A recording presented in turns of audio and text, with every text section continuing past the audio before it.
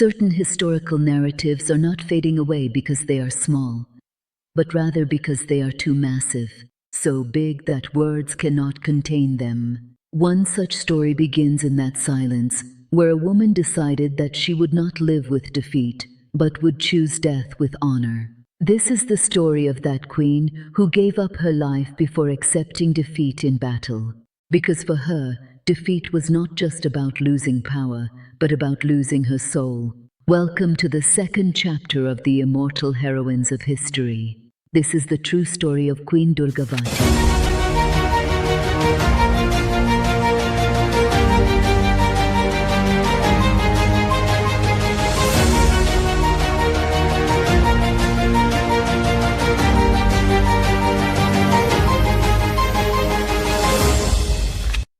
India of the 16th century was going through a period of transformation. In North India, the Mughal Empire was rapidly expanding its boundaries. Cannons, gunpowder, organized armies, and the merging of one state after another. This was the reality of that era. But the heart of India, what is today central India, was still filled with dense forests, hills, rivers, and independent tribal states. Nestled among these forests and hills was Gondwana, the powerful kingdom of Garha.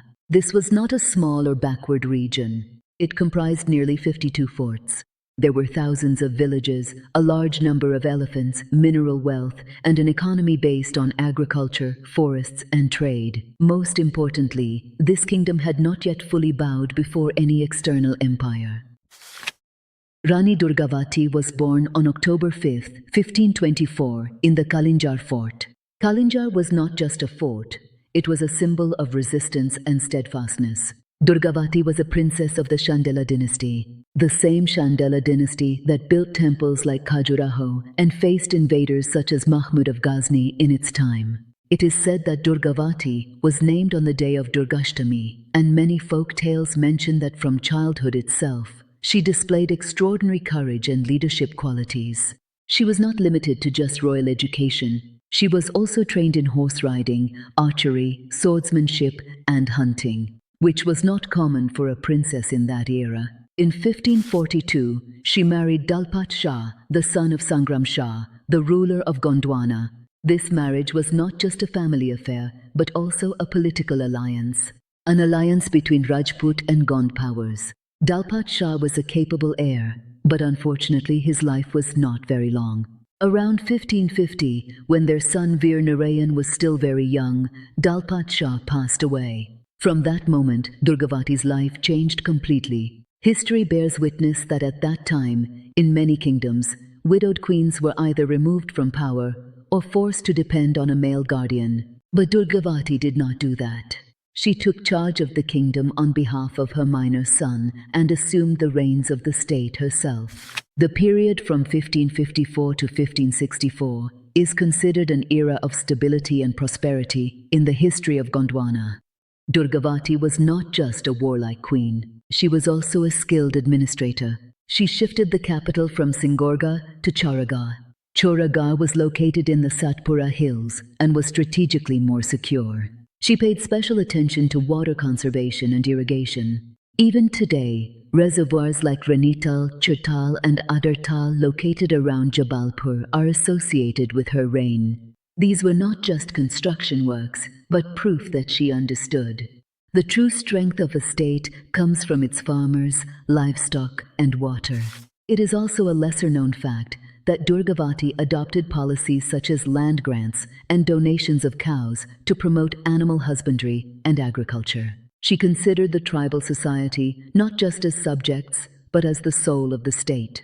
During her reign, local chieftains and tribal leaders received respect and protection. As a result, Gondwana remained a well-organized yet decentralized state. Many contemporary and later sources mention that she personally presided over judicial matters and maintained a balanced tax system. Her reputation in the field of warfare was also exceptional. Popular legends say that she fought 51 or 52 battles and was defeated only in the final one. Historians consider this number to be symbolic, but there is consensus that she defeated neighboring rulers and invaders in several campaigns.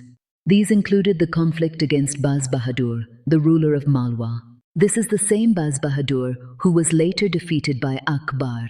These struggles established Durgavati as a determined and courageous ruler. In 1562, when Akbar took control of Malwa, Gondwana became directly adjacent to the Mughal Empire. Gondwana's prosperity, its abundance of elephants, and its mineral resources were extremely attractive to the Mughals. Akbar's general, Khwaja Abdul Majid Asaf Khan, sought permission to attack Garha Katanga. Some sources also mention that, initially, Akbar praised Durgavati's bravery and wished to establish relations with her through friendship or submission. But Durgavati refused to accept any kind of Mughal supremacy.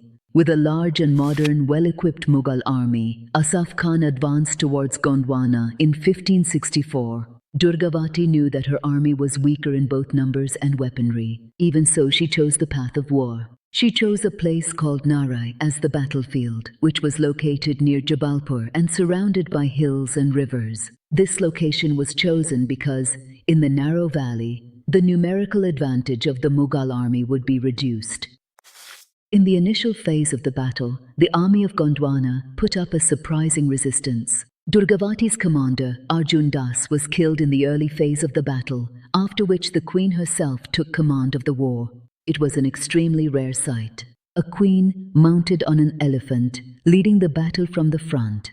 Her son, Veer Narayan, also fought in this battle, and it is said that he repelled the Mughal attacks 3 times before he could be seriously injured.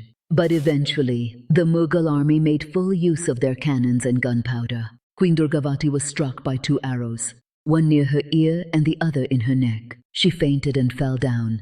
When she regained consciousness, the battle was almost over. Her army had been scattered. At that moment, one of her trusted aides requested her to leave the battlefield and save her life. It was at this moment that she became immortal in history. Durgavati refused this proposal. Several sources mention that she said, for her, fleeing or being captured would be nothing less than an insult. In an account associated with the Persian tradition, this sentence appears, "Do you choose such an insult for me?" After this, on June 24, 1564, she ended her life with her own dagger. This suicide was not merely a personal decision. It was a political and moral statement that the Queen of Gondwana would not accept defeat. Even after her death, the struggle did not end.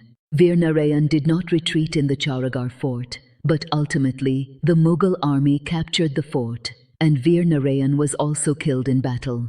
Gondwana became a part of the Mughal Empire. But the story of Durgavati did not end. Her death was remembered as a sacrifice. Even today, June 24th is celebrated as Martyrs' Day in many regions. Jabalpur University was named after Rani Durgavati. A postage stamp was issued in her honor. Trains and many institutions are associated with her name. In modern India, Rani Durgavati is seen not just as a historical figure, but as a symbol of tribal pride, women's leadership, and self-respect. Her story serves as a powerful reminder to us all that true strength is not found solely in the glory of victory, but rather in that defining moment when we make the decision about what we refuse to become. In every life, there comes a Narrai valley where choices are not easy, and it is those decisions that shape not just history, but character.